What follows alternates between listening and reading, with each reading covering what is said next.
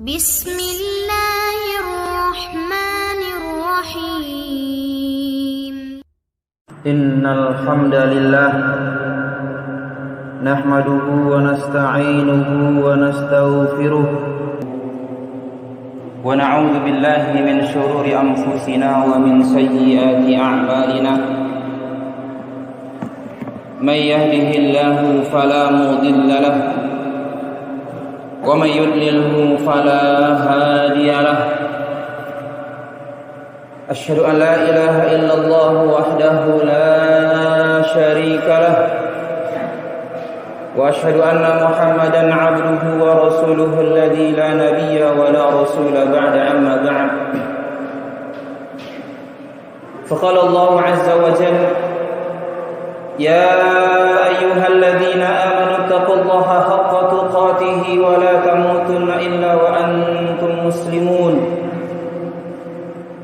يا أيها الناس اعبدوا ربكم الذي خلقكم من نفس واحدة وخلق منها زوجها وبث منهما رجالا كثيرا ونساء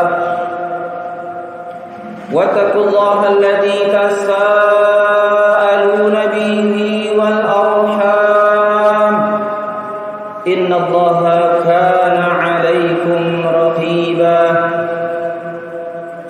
يا أيها الذين آمنوا اتقوا الله وقولوا قولا سديدا يصلح لكم أعمالكم ويغفر لكم ذنوبكم ومن يطع الله ورسوله فقد فاز فوزا عظيما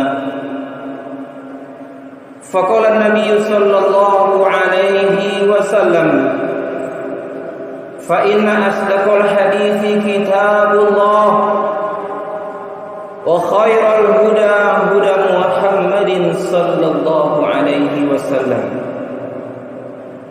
وشر الأمور محدثاتها فإن كل محدثة بدعة وكل بدعة ضلالة وكل ضلالة في النار. Ma'asyiral muslimin, sidang jemaah Jumat yang berbahagia, alhamdulillah kita ucapkan kepada Allah atas segala nikmat limpahan karunia kepada kita, sehingga kita pada siang yang berbahagia ini masih dalam keadaan berislam, masih dalam keadaan beriman kepadanya. Begitu juga pada hari ini Allah Subhanahu wa taala memberikan kita kesempatan, kesehatan. Kalaulah bukan karena nikmat-nikmat ini, maka tak mungkin kita akan sampai di masjid ini. Ada orang yang hatinya untuk datang ke masjid, harapannya, semangatnya untuk datang ke masjid menggebu-gebu, tetapi terhalang oleh kesehatan yang Allah cabut kenikmatan darinya, sehingga tidak mampu melangkahkan ke masjid. Ada juga orang yang sehat walafiat, tetapi tak Allah izinkan dia untuk mendapatkan kesempatan. Begitulah kaum muslimin, mari sama-sama di kesempatan kali ini selalu ingat terus nikmat Allah tersebut yang diberikan kepada kita. Jangan sampai kita ingkari, kita lupakan dengan cara bermaksiat dan melalaikan waktu-waktu yang ada yang seharusnya untuk beribadah kepada-Nya. Salawat dan salam tidak lupa untuk Nabi yang tercinta, Nabi yang termulia, yang pernah menginjakkan bumi ini, yaitu Rasulullah sallallahu alaihi wasallam. Di hari Jumat ini kita dianjurkan untuk selalu memperbanyak salawat untuk beliau. Allahumma salli ala Muhammad. Mudah-mudahan kelak kita di surganya Allah dipertemukan dengan beliau. Amin ya rabbal alamin. Nasihat takwa, anjuran takwa hampir setiap pekan, sepekan sekali kita diingatkan Bertakwalah kepada Allah, bertakwalah kepada Allah. Itu paling lama seharusnya setiap hari kita ingat-ingat akan nasihat takwa tersebut. Hendaklah kita bertakwa kepada Allah dimanapun kita berada. Mudah-mudahan dengan ketakwaan itu yang menyebabkan kita sampai husnul khotimah. Ma'asyiral muslimin, sedang jamaah Jumat yang berbahagia, Allah Subhanahu wa taala berfirman dalam Al-Qur'an surah At-Tahrim ayat 6, Allah mengatakan, A'udzu billahi minasyaitonir rajim. Ya ayyuhalladzina amanu qu anfusakum wa ahlikum nara. وقودها الناس والحجارة عليها ملائكة غدال شداد لا يعصون الله ما أمرهم ويفعلون ما يؤمرون. Allah mengatakan, wahai orang-orang yang beriman, qu anfusakum, peliharalah diri kalian, jagalah baik-baik diri kalian, wa ahlikum, begitu juga peliharalah, jagalah keluarga kalian, anak dan istri kalian, nara, dari sengatan api neraka. Waquduhan nasu wal hijarah, neraka tersebut bahan bakarnya adalah supaya api neraka tersebut semakin banyak apinya. Ternyata bahan bakarnya adalah manusia dan bebatuan. Para ulama mengatakan bahwa bebatuan yang sangat hitam yang memiliki kandungan belerang. Alaiha malaikah, dalam neraka tersebut ada para malaikat ghilal, malaikat yang kasar, syidad, keras, la ya'sunallaha ma amarahum. Para malaikat tersebut tidak pernah sekalipun mendurhakai Allah, mengingkari Allah, walaupun seringkas atau seringan-ringan perintah Allah, tak pernah sekalipun para malaikat mengingkarinya. Wa yaf'aluna ma yu'marun. Sedangkan mereka selalu untuk mengerjakan apapun yang Allah perintahkan kepada mereka. Ma'asyiral muslimin, sidang jemaah yang berbahagia, ayat ini adalah peringatan keras kepada kita kaum muslimin yang beriman. Allah memanggil, ya ayyuhalladzina amanu, wahai orang-orang yang beriman. Yang merasa dirinya enggak beriman tak terpanggil dengan ayat ini, tak tersentuh hatinya walaupun sedikit. Kenapa? Karena hanya orang yang beriman Allah panggil. Kenapa begitu? Karena terkadang orang beriman perlu juga diingatkan. Tidak selamanya kita yang beriman ini akan kokoh keimanan kita sampai akhir hayat kita. Makanya enggak ada orang yang berani menyatakan dirinya orang yang bersih, orang yang suci. Karena kita tidak mampu menjaga iman kita. Kita hanya memohon kepada Allah agar menjaga iman kita melalui mengerjakan perintah-perintahnya. Al-imanu yazidu wa yanqus. Iman itu bisa naik, bisa turun.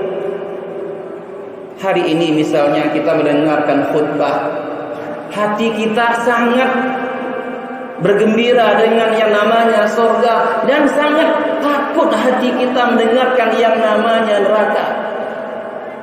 Kita termotivasi kembali, padahal sebelumnya selama sepekan, selama 6 hari, 7 hari, hati ini sudah mulai kotor, berkarat dengan dosa. Hati ini begitu keras untuk beribadah kepada Allah. Ketika mendengarkan khutbah seperti ini, mungkin saja hati kita mulai lunak kembali, mulai ingin bertaubat kembali kepada Allah, ingin beribadah kembali kepadanya. Namun sekarang iman kita masih meningkat. Kita nggak tahu setelah habis Jumat ini nanti, sore nanti, malam nanti, besok, apakah iman kita masih seperti itu? Semangat kita untuk beribadah masih menggebu-gebu? Tidak ada jaminan. Kita hanya mampu berusaha semaksimal mungkin untuk bertakwa kepada Allah dan berusaha semampu kita untuk menghindari segala yang Allah benci melakukannya. Qu anfusakum. Kita yang merasa diri kita beriman. Allah ini memerintahkan kepada kita. Qu anfusakum, pelihara diri kalian. Jaga baik-baik diri kalian. Siapa lagi? Wa ahlikum, dan keluarga kalian. Kalian yang sebagai orang diberikan amanah, tanggung jawab berupa keluarga, istri, anak-anak. Kalian juga berkewajiban, kata Allah, untuk menjaga diri mereka dari apa? Nah, api neraka. Allah mengasihkan gambaran. Wa quduhan nasu wal hijarah. Yang neraka itu bahan bakarnya adalah manusia, anak cucu Adam. Tentunya manusia yang durhaka kepada Allah di permukaan bumi ini. Manusia yang sombong, menginjakkan bumi ini, berjalan di muka bumi ini, yang tidak ada hari tanpa bermaksiat kepadanya, berjalan penuh congkak, tidak tahu bahwa dia bisa berjalan di saat itu karena nikmat Allah Subhanahu wa taala. Dia lupakan untuk beribadah. Padahal saat itu Allah Subhanahu wa taala berikan dia kemampuan untuk berjalan, diberikan kemampuan untuk bisa mengunyah makanan, untuk bisa menelan minuman. Lalu kenapa kau tak sholat? Kenapa kau enggak Jumat hari ini misalnya? Kenapa enggak kau tunaikan sholat 5 waktu sehari semalam? Satu sholat saja paling-paling lama 5 menit atau 10 menit. Kenapa kamu enggak sanggup untuk sholat?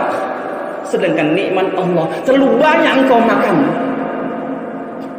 Ternyata manusia seperti itulah yang menjadi bahan bakarnya adalah wal hijarah, dan bebatuan bercampurlah sama semua. Terkadang ada manusia yang aneh. Enak juga lah masuk neraka. Nanti bisa berjumpa dengan para artis Bollywood, artis Hollywood. La haula wala quwata illa billah. Dia tidak bisa memikirkan bagaimana dahsyatnya api neraka tersebut, jemaah kaum muslimin. Sepanas-panasnya api di permukaan bumi ini jauh lebih dahsyat, lebih panas dibandingkan dengan api neraka. Yang dunia ini saja ketika kita tersengat dengan api, kita merasakan kesakitan sampai ke otak kita. Coba orang-orang yang coba diri kita yang mulai hari ini bandel. Coba kita yang mulai hari ini udah bergelimang maksiat. Kalau ingin merasakan yang namanya api neraka itu, cobalah kita bakar. Ambil lilin, hidupkan. Coba dibakar jempol kita ini, dibakar jari-jari ini. Apa rasanya? Sebelum kita merasakan yang namanya siksaan neraka tersebut, cobalah. Itulah para ulama terdahulu, ketika mereka mulai pudar keimanannya, mereka coba bakar diri mereka dengan api dunia yang gak sebesar apa dahsyat. Agar apa? Ini peringatan. Ini api neraka api dunia belum seberapa dibandingkan dengan api neraka. Jemaah kaum muslimin, jagalah diri kita baik-baik. Kalau bukan kita yang menjaga diri kita, siapa lagi yang menjaganya? Kalau saja kita tidak mampu mengemudi diri kita sendiri di arah yang benar, yang arah taat kepada Allah, siapa lagi yang kita harapkan untuk membimbing diri ini menuju jannahnya Allah, menuju surganya Allah? Siapa lagi? Kita adalah pemimpin untuk diri kita sendiri. Setelah sukses kita, mampu kita untuk taat kepada Allah, mampu kita untuk menghindari segala yang Allah larang, kita berkewajiban untuk menjaga keluarga kita. Amanah beban yang berat di pundak kita sangat besar, jemaah. Alhamdulillah bagi orang-orang tua kita, bapak-bapak yang sudah lepas anak-anaknya semuanya dari tanggung jawabnya, sudah berkeluarga semuanya, sudah menikah semuanya, kebebasan. Tidak lagi terpikirkan bagaimana anak-anaknya yang di zaman ini begitu dahsyat. Kadang-kadang dia nggak mampu sebenarnya mengeluh hatinya untuk mendidiknya, mendidik anak-anaknya, mendidik istrinya untuk taat kepada Allah. Ada kebanggaan bagi orang tua yang sudah anaknya bebas semua. Berarti tanggung jawabnya sudah beralih kepada suaminya. Namun bagi kita yang masih memiliki istri, masih memiliki anak-anak, untuk zaman ini, kehidupan zaman ini, walaupun zaman teknologi yang canggih, serba modern, seharusnya keimanan manusia juga semakin canggih, semakin bagus di sisi Allah. Namun apa jadinya untuk sekarang ini? Semakin canggihnya teknologi, ternyata keimanan, akhlak manusia semakin merosot. Kepatuhan manusia kepada Allah semakin berkurang. Anak-anak zaman sekarang memiliki HP merupakan sebuah kewajiban. Yang dulu sebelum pandemi itu handphone itu diharamkan bagi anak-anak. Setelah datangnya pandemi COVID-19, itu handphone berubah tak jauh beda dengan makanan pokok yang wajib dikonsumsi. Diharamkan, akhirnya dihalalkan. Siapa yang anak-anak dari SD, SMP, SMA yang tidak memiliki handphone sekarang ini, yang memiliki akun pribadi? Sangat sedikit.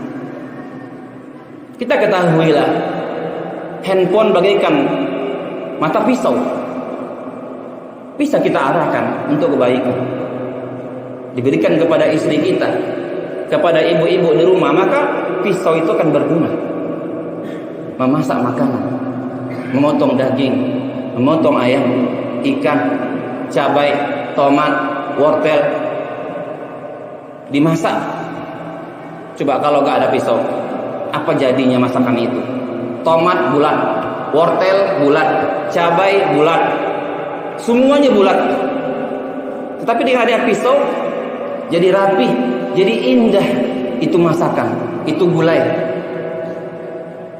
Daging itu juga, ikan, ayam, coba masukkan semuanya tanpa dicincang-cincang. Namun ketika itu pisau diarahkan, diberikan kepada seorang preman, maka banyak korban yang terjatuh, banyak orang yang terzolimi. Begitulah handphone. Bukan cuma anak-anak, kita pun orang dewasa kadang dilalaikan dengan handphone. Tidak ada musibah yang paling berbahaya di muka bumi ini. Untuk zaman sekarang ini merupakan handphone termasuk yang berbahaya. Kenapa menjadi adiktif, kecanduan? Kita pernah mendengar ada suami istri berpisah, bercerai gara-gara handphone. Teman kita sampai istrinya menangis, terseduh-seduh gara-gara suaminya 24 jam main game. Begitu juga anak-anak. Bagaimana tanggung jawab kita? Anak-anak kita bermain game setiap harinya, lupa waktu zuhur, lupa waktu asar, maghrib, isya, apalagi subuh. Itu tanggung jawab kita sebagai ayah, sebagai kepala keluarga. Nanti kelak di hadapan Allah, anak tersebut akan meminta tanggung jawab kita. Kenapa aku ya Allah dicampakkan ke neraka, sedangkan ayahku ke surga? Apa jawaban kita sebagai seorang ayah? Kita memang sudah berkali-kali haji, berkali-kali umroh, sholat malam, puasa sunnah, tapi kadang-kadang kita lalai untuk melihat keadaan anak-anak kita, melalaikan sholat. Sholat merupakan kewajiban yang paling utama. Seandainya itu sholat baik, baiklah semuanya. Sholatnya buruk, buruklah semuanya. Gak ada gunanya kalau dia banyak berhaji, banyak berzakat. Kita tahu bahwa yang namanya sholat merupakan imaduddin, tiang agama. Bagaimana sebuah bangunan tanpa tiang? Ada bangunan yang di pinggir jalan besar, tapi tanpa tiang. Apa yang terjadi?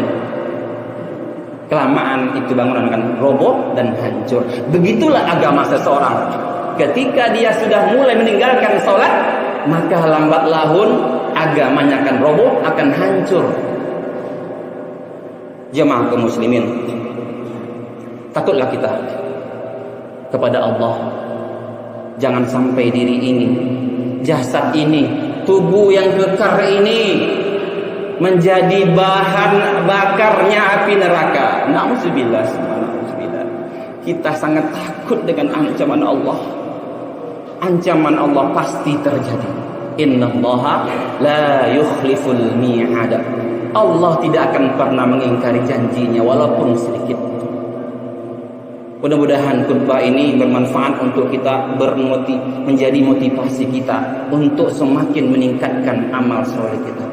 Aqulu qawli hadha wa astaghfirullah li wa lakum wa lisairil muslimin wal muslimat fastaghfiruh innahu huwal ghafurur rahim.